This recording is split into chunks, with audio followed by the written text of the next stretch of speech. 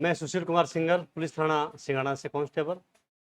हमारे को उच्च अधिकारियों से और निर्देश प्राप्त हुए हैं कि आप स्कूलों में कोचिंग जो भी हैं इनको एक तो क्या था, ट्रैफिक संबंधी सूचना इनको बताना है, और साइबर संबंधी अपराध दिन प्रतिदिन बढ़ रहे हैं इसके बारे में बताना है, और नाबालिग बच्चों के साथ जो अपराध बढ़ रहे हैं इनके बारे में जानकारी देना है।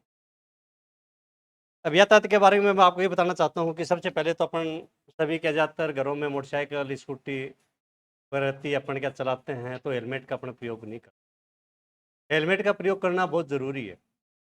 अपन ये सोचते हैं कि चलो अभी पुलिस से आ गई, खड़ी है साइड से, अपन बच कर निकल गए हैं। ठीक है, आप निकल गए, पुलिस से अपना काम कर रही है, जहाँ भी खड़ी वहाँ पर आप साइडों से निकल गए। लेकिन जहाँ पर भी कहीं एक्सीडेंट हो गया है और एक्सीडेंट के अंदर आपके हेड इंजरी लग गई है, तो हेड इंजरी का बचाव नहीं रहता उसमें। और चलो भी हाथ पैर में कहीं चोट लगी, अपन ठीक हो जाएंगे जैसे भी है, लेकिन हेड इंजरी है, इसके लिए अपने को मान लो कि जहाँ भी जाएंगे तो हेड इंजरी के अंदर से नस फट गई या जैसी गंभीर चोट लग गई है तो अपने लिए दुखदाई है वो। इसीलिए हेलमेट का प्रयोग बिल्कुल करना है। आप यदि मान लो कोई स्कूटी या मोटरसाइकिल चला रहा है तो पीछे भी बैठा है, मान लो लड़के अब बैठे, आपके भाई चला रहा है या पिताजी चला रहे हैं, तो आप ये कहोगे कि भैया या पिताजी, मैं आपके पीछे जब भी बैठूँ आप खुद आप हेलमेट लगाओगे। तो अपने को ये कहना है, अपने ये नहीं कि पापा जी या भैया चला रहे हैं तो अपने पीछे बैठ के चल पड़े अपन, या अपने लड़के अपने बैठे हैं तो अपना भाई भी चला रहा है या पिताजी, उनको आप ये कहोगे तो ही आप पीछे बैठो। मम्मी यदि वो पीछे बैठी है तो भी वो कहे कि नहीं आ बेटा, या अपने हस्बैंड को ये कहे आप हेलमेट लगाइए। आप बिना हेलमेट के बिना नहीं बैठना है। तो यदि पीछे बैठा हुआ है वो भी यदि हेलमेट लगाता है तो बहुत जरूरी है। अपने बड़े शहरों के अंदर तो देखते हैं वहां पर तो पीछे बैठने वाली सवारी जो भी होती है हेलमेट लगाते हैं वो, लेकिन अपने यहाँ पर नहीं लगाते हैं। ठीक है, पुलिस कार्रवाई करती है, वो अभियान चलती है जो भी है, लेकिन अपने ये नहीं कि पुलिस खड़ी हो तो ही अपन लगाएं। हेलमेट लगाना हो तो अच्छी क्वालिटी का हेलमेट लेकर के आए, वो लगाएं। कुछ दुकानों पर जो बेचते लड़के जो होते हैं, ये कोई एक्सीडेंट हो गया उस समय उसके खुद के पहले 4 टुकड़े हो जाते हैं, ऐसा क्या काम का। जिस सुरक्षा के लिए अपने हेलमेट खरीदा है वो सुरक्षा अपनी होनी चाहिए। दूसरा, अपन जो 4 व्हीलर जो होता है इसके सीट बेल्ट का प्रयोग करना बहुत जरूरी है। अपन जाते हैं तेज, मान लो स्पीड से चला दिया, किसी भी काम से जा रहे हैं, मान लो अपने को जल्दी है, लेकिन जा रहे अपने सीट बेल्ट नहीं लगाते हैं, अचानक गाड़ी को अपना रोकना पड़ गया, ब्रेक लगाना पड़ गया, अपना क्या सिर एकदम ग्लास के आगे वहां लगता है, सिर में अपने चोट लग जाती है। इसीलिए सीट बेल्ट का प्रयोग करें। व्हीकल अपन चलाते हैं, गाड़ी के अपने कागजात नहीं रखते हैं, गाड़ी के कागजात भी अपन रखें। कई बार क्या है कि पुलिस को सूचना मिलती है साहब वहाँ मोटरसाइकिल चोरी हो गई या गाड़ी चोरी हो गई है। अब आप कहोगे साहब मोटरसाइकिल तो मेरी है, बात भी सही है तो आपकी वो, लेकिन आपकी कैसे आप तायद करोगे आपकी है।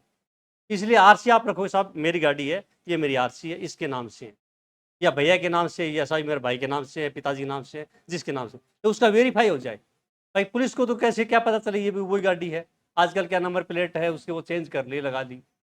वो तो हम देखते हैं इस तरह करते हैं, तो ऐसा क्यों करें। जब अपन जागरूक हो रहे हैं हर तरह से, किसी भी तरह कोई बात हो तो अपने को यातायात संबंधी जानकारी है, कहीं रेड बत्ती आ गई है, अपने ये नहीं अपने सीधा निकल जाए भग जाए वहां पर, ये अच्छा नहीं है। कभी भी पुलिस से बच के साइडों से आप निकलते हो वो अच्छा नहीं है। अपने ये खुद सोचो मैं क्यों निकल रहा हूँ, मेरी क्या गलती है। गलती है उसको दूर करना है, हेलमेट लगाना है तो लगाना है, आप आइए सीधे निकल जाए, पुलिस क्यों रोकेगी आपको, बिल्कुल नहीं रोकेगी। लेकिन हेलमेट अपन लगाते नहीं है, साइडों में गलियों में से अपन निकल जाएंगे। इसलिए अपने को ऐसा नहीं करना है, अपने खुद की सुरक्षा ये सोचो। अपन आजकल अपने कितने भाई बहन, एक बेटा हो गया, दो, इतने ही रहते हैं, और एक्सीडेंट, किन का एक्सीडेंट हो जाता है, उनके माँ बाप भी लगते हैं, बहन भी लगती है, तब पता चलता है आज इनके पास हेलमेट होता तो आज मेरे भैया का, मेरे पिताजी का, इनकी आज मौत नहीं होती। तो ये तो मैं आपके बारे में ट्रैफिक के बारे में यातायात संबंधी है। इसके अलावा मैं आपको साइबर के बारे में बताना चाहता हूँ। साइबर अपराध है, दिन प्रतिदिन बढ़ते जा रहे हैं, प्रत्येक आदमी के पास में जाता है एंड्रॉइड फोन अपने हाथ में हो गए, और फोन अपने हाथ में हो गए तो अपन कोई कैसा भी लिंक भेज देता है, अपने को पता नहीं चलता है, और अपन उस लिंक को अपन ओके कर दिया, ओके करने के बाद में अपना डाटा उसके पास चल जाता है, अपने को पता ही नहीं चलता है। इस तरह के लिंक होते हैं, तो अपने किसी भी लिंक को अपने को ओके नहीं करना है। कई बार वो कह दिया कि साहब मैं बैंक से बोल रहा हूँ, आपका आधार कार्ड है या पैन कार्ड है अकाउंट से ऐड नहीं कर रखा है, तो हमारे को ऐड करना है साहब, ये तो आपके पास में ओटीपी नंबर आए, आप हमारे को ओटीपी नंबर बताइए आप ये। अपन उसके बाद विश्वास तुरंत कर लेते हैं अपन। अभी अपन क्यों माने वो बैंक वाला बोल रहा है क्या, कि बैंक वाला क्यों फोन करेगा। अगर फोन कर भी दिया है तो नजदीक बैंक में चले जाओ कि साहब मेरे पास ये फोन आया था, बैंक से आया था, और मेरे से ओटीपी नंबर पूछे, ऐड नहीं है, मेरा आधार कार्ड है, तो साहब मेरा आधार कार्ड ऐड कर लो। ये जो फोन के ऊपर अपने बता दे उसको कैसे मान लो कि बैंक का ही आदमी है। इसलिए कभी भी कोई भी अपने को फ़ोन आ गया तो ओटीपी नंबर अपने किसी को भी नहीं बताना है। ओटीपी नंबर बता दिए तो अपने अकाउंट से वो पैसे निकलने तो बिल्कुल निकलेंगे पैसे, कोई बचाव नहीं है। पुलिस के पास आते रहते हैं, ऐसा मेरे पास फ़ोन आया था, ओटीपी नंबर पूछा, वो मैंने गलती से बता दिया, मेरे 20, 25, 30 हज़ार जो भी है, इतने निकाल लिए सब। अब मेरे वापस कैसे रिफंड हो? अब वो पुलिस भी क्या करे उसमें बताओ? अब उसमें कि मान लो उसके खाते में पैसे गए, अपने को भी पता है, और आप ये जानते हैं कि उसके खाते में पैसे गए, इसका मतलब आदमी तो ही है वो, किसी ने निकाले हैं वो। अब आदमी इसमें, मैं पहले वो जूनो कोतवाली थाने के अंदर था, वहाँ भी ऐसा मामला आया था। तो बूढ़े पति पत्नी दोनों थे, और वो गए वहाँ पर, उनको बेटी के अकाउंट में पैसे डालने थे। और वो पर्ची दे दिया कि ये अकाउंट है, पिताजी को कह दिया इसमें डाल देना। दोनों चले गए। अब वो बैंक में जा करके, वहाँ पर जमा पर्ची थी, वो पढ़े लिखे नहीं थे, कोई बैठा था, ओवर टाइम बैठे रहते हैं बैंकों में, अपने को पता नहीं चला। उन्होंने कह दिया भैया ये है, मेरी जमा पर्ची भर दे इसमें। अब उसमें 20,000 रुपये उसने भर दिए, और भर के जो अकाउंट नंबर उन्होंने बताया वो नहीं बता करके दूसरे बता दिए।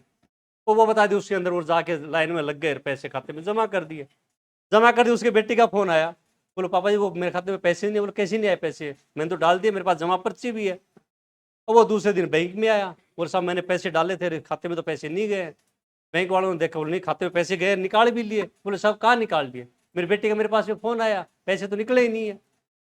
फिर उन्होंने कंप्लेन, उससे ऐसा करो आप पुलिस में कंप्लेन दो, जूनो कोतवाली थाने में कंप्लेन दी। कंप्लेन देने के बाद फिर जांच मेरे पास है, मैंने भी उसमें पता किया, तो मैंने भी सब जिस अकाउंट में पैसे गए तो आदमी तो है ही है वो।